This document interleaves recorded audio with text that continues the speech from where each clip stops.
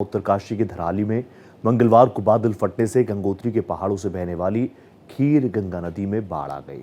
तेज रफ्तार पानी के साथ आए मलबे ने महज 34 सेकंड्स में ही धराली गांव को जमींदोज कर दिया। आपदा में अब तक 4 लोगों की कैजुअल्टी की बात है। 50 से अधिक लोग लापता हैं। एनडीआरएफ, एसडीआरएफ और सेना की टीम रेस्क्यू ऑपरेशन में जुट चुकी है। अब तक 20 से अधिक लोगों को सेफ स्थानों पर शिफ्ट किया जा चुका है। सीएम पुष्कर सिंह धामी लगातार इस हादसे के बाद अपनी नजर बनाए हुए हैं। राहत बचाव कार्य के दौरान करीब 70 से 80 लोगों के रेस्क्यू करके उन्हें सुरक्षित स्थानों पर पहुंचाने का दावा भी पुष्कर सिंह धामी ने किया है। उन्होंने ये भी बताया क्योंकि लगातार रेड अलर्ट जारी है उत्तराखंड के कई इलाकों में, उत्तरकाशी, नैनीताल, चमोली, तो वहां पर भी युद्ध स्तर पर काम जारी है। कई जगहों पर रास्ते अवरुद्ध हो गए हैं, तो उनके लिए भी उन रास्तों को खोलने का काम, उन मार्गों के सेफ संचालन का काम युद्ध स्तर पर जारी है। लेकिन आज जो त्रासदी आई, ये त्रासदी दशकों तक कोई भूल नहीं पाएगा। और दूसरी बात यह है कि इस तरह के हादसों को भूलना भी नहीं चाहिए। कुदरत के सामने हम लोग कहीं स्टैंड करते ही नहीं हैं। कौन मानेगा कि महज 34 सेकंड में इतनी बड़ी तबाही हो गई कि जो इलाका दूर से देखने में रंग बिरंगी छतें जो नज़र आ रही थी, बड़े बड़े होटल्स थे, कंक्रीट के बने हुए होटल्स थे, वो इस पानी के वेग के सामने 34 सेकंड नहीं टिक पाए। दूसरी विंडो आप देखिए, जिंदगी की जद्दोजहद करता हुआ ये शख्स जो कि इस मटमैले पानी में, इस दलदल जैसी स्थिति में खुद को संभालने का प्रयास कर रहा है, खुद को बचाने का प्रयास कर रहा है। और अभी तक 4 लोगों की कैजुअल्टी की बात भी आई है। रात हो चुकी है, आप जानते हैं, पूरी तरीके से अंधकार में इलाका है।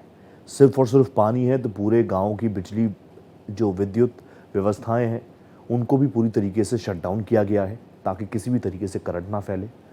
रेस्क्यू ऑपरेशन के लिए राजधानी रायपुर से लेकर राष्ट्रीय राजधानी तक में हलचल मची हुई है। प्रधानमंत्री नरेंद्र मोदी पुष्कर सिंह धामी से बात कर चुके हैं। गृह मंत्री अमित शाह पुष्कर सिंह धामी को आश्वस्त कर चुके हैं कि जिस भी स्तर की मदद चाहिए केंद्र सरकार से, उसमें आपको हिचकिचाने की जरूरत है ही नहीं।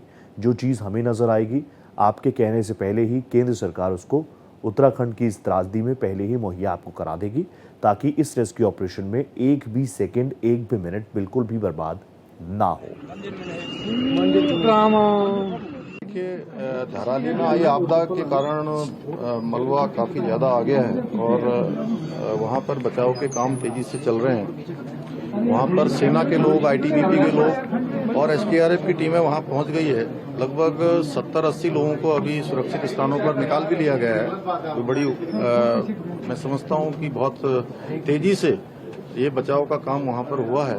इसके अतिरिक्त सभी विभाग यहाँ से कोऑर्डिनेशन में, सेना के साथ भी हम लोग लगातार कोऑर्डिनेशन में हैं, क्योंकि सेना के बेस कैंप के आसपास भी जो है ये मलबा आया है और कुछ सड़क मार्ग भी बाधित हुआ है। लेकिन डीएम और एसपी मौके पर पहुंच रहे हैं। नेताला के पास कुछ रोड खराब हो गया था। मौसम बड़ी चुनौती है, इस समय भी वहां पर बारिश हो रही है।